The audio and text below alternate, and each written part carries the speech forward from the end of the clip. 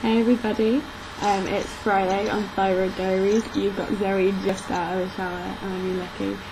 This week's theme is, what is your passion? And I was thinking about this, because when I came up with the idea of doing this as a theme for one of the weeks, I kind of thought I knew what my passion was. But now I think it's become a lot bigger than it once was. Gandhi's 7 dangers to human virtue, and I had this on my wall for a while and I was just thinking about stuff, and I think more and more that I look at it, the more and more I believe that to be true, and more I want that to be something that I kind of avoid in my life, like the dangers, not the good aspects of it.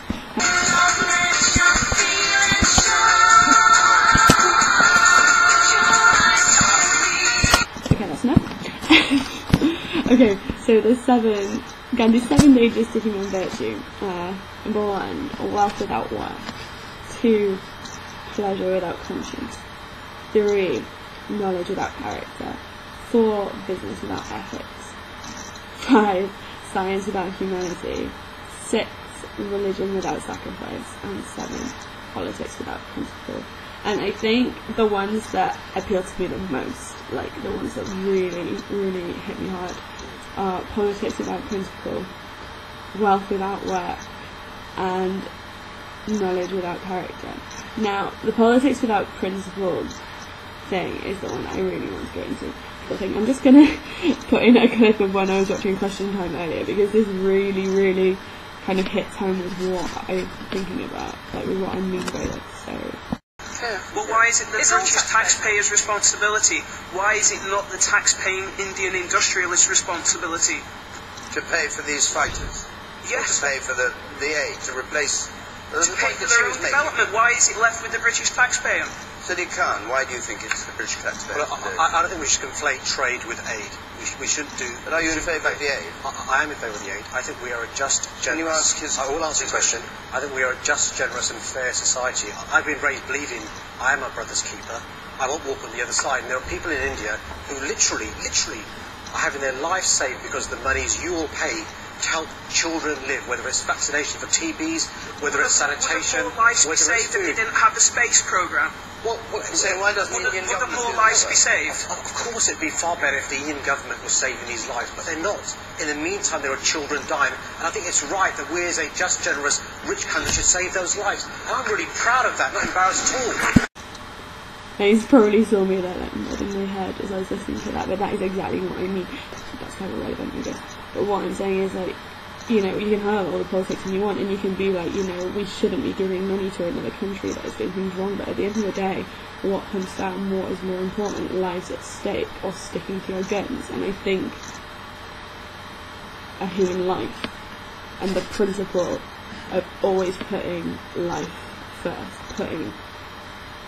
putting saving people's lives before our principles as members of a first world country.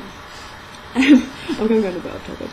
But yeah, so basically what I am passionate about, I got a left home today with one of the teachers from my school, and we were talking about politics, and for those of you that don't know, I'm like a teaching assistant at a school in Spain at the moment, and basically driving home was asking me about British politics, and kind of didn't really talk about the Spanish stuff and what he believed. He just kind of asked me like stuff about who I voted for in the past, which is quite a personal question, but you know, I'm willing to share that. And so we were talking about like the whole thing with the Green Party, and then we were also talking about, I was talking about the Lib Dems and how as soon as they got into the coalition, they completely like went against what they had promised. Like the vast majority of people who I know voted for the Liberal Democrats were students who voted for them because of their FICA and because they want accessible education for everybody, like accessible higher education. And at the end of the day, like, then the Liberal Democrats, okay, they got in on a coalition, so the chances of them getting in and sticking, like, and being able to promise the chances of them getting in and being able to act on what they promised were ridiculously thin, because they're in there as a minority in a coalition with the Conservative Party, who were never going to stand for that in the manifesto. Like, he never put in the manifesto anything about decreasing tuition fees.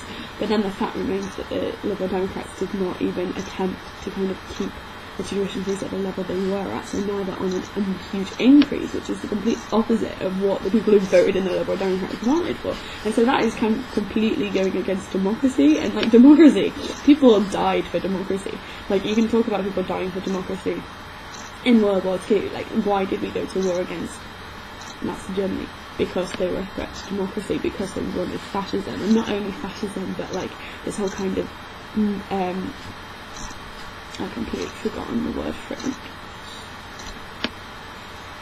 Master race kind of hierarchy in society, and basically elimination of races because they don't believe that. I'm just kind of in shock about what I'm saying. Like, every time I kind of think about it, it like hits home, and I'm just like, shit, that was some serious stuff. And like, so yeah, I'm really like not concentrating very well. But yeah, so people died. Like, I can pretty much guarantee that everybody I know in the United Kingdom knows of at least one relative who was either injured or died in World War II. And that can be said for a lot of countries across Europe. You know, there are people, all my friends in France, if you're watching this, like, your relatives or ancestors will have been living under Nazi occupation. And then you can look at the Middle East today and how people are fighting for democracy. And then we got this, and like, look at our country, and you can look at other political systems in the world, and okay, first past the post isn't great, but you can look at other countries. If you look at the US and the Electoral College, someone can become president on about a quarter of the electorate's ballots, and it's just such an unjust system. And so we look at our system, and actually it's not that bad a system. But yet, if people are going to stand and put in their manifesto that they're going to do something, and tuition fees isn't the best example, because okay, there are a lot bigger issues in the world than tuition fees. Like the thing about Indian age that the clip was about, and so people died for democracy, and people still are dying for democracy today, and yet we still don't really have the principles of it. We still don't really hold that as a virtue and as a freedom, and we don't really embrace it. And people died for you to vote. You have been given this responsibility to vote. You should do that properly. And so, like, if there's anything that I would love to do in the future, I would love to work with young people, not even talking about the ins and outs of the politics, but just the importance of having that vote and what it means and what right we, like, how privileged we are to have that right. Yeah, so my passion is democracy and the importance of it. And yeah, so if you're watching this and you didn't understand anything I just rambled on about for the last however many minutes, just please, if you take away anything, take away this: that politics without principle, as Gandhi said, is worthless. And integrity is key if you're going to ever work in politics.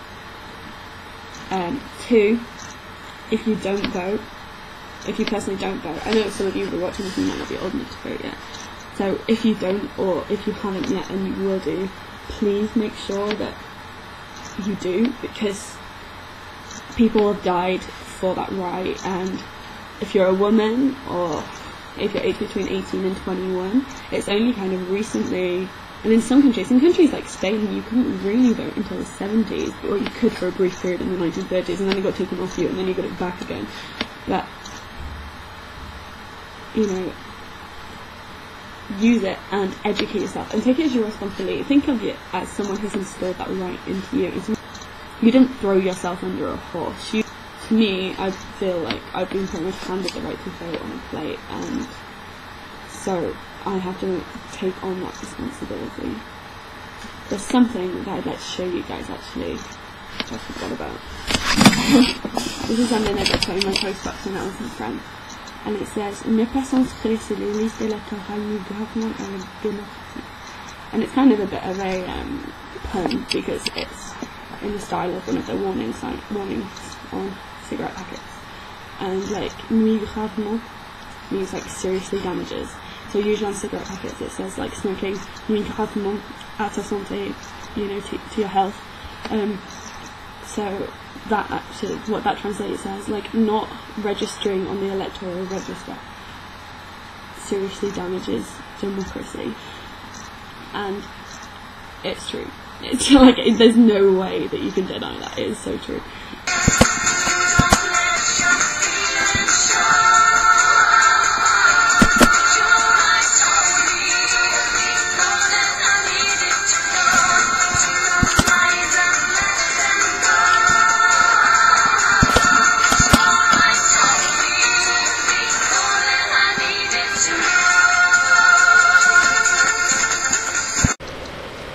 So that is pretty much it. You can tell how long it took me to like edit it all and make it make sense, because my hair is now nearly dry.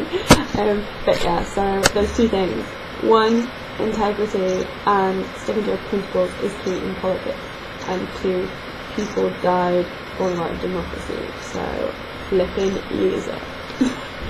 Okay, so that didn't mean to be so scary. So yeah, on a lighter note, if you would like to be a part of Thyroid Diaries, we now actually have 2 regular vlogging spaces available. So I will link the video here, which is the video that you need to send a video response to, and it has your instructions on there on what to do as well. If you would like to be a part of Thyroid Diaries, I put on the thing that the deadline is next week. We really do want entries by next week so we can get our regular vloggers up and going ASAP. I know that there's interest in there. We've had comments and people calling us on Timber and people seem really excited about it, but just nobody's made any videos yet. So please consider it if you haven't before. As if you just watched this last video, you'll know I'm not some kind of technical pro. Tori's video, on the other hand, she looks like one. But I'm not some kind of technical pro. Like, I'm not here to make a Hollywood blockbuster. I'm just here to build up this community of girls.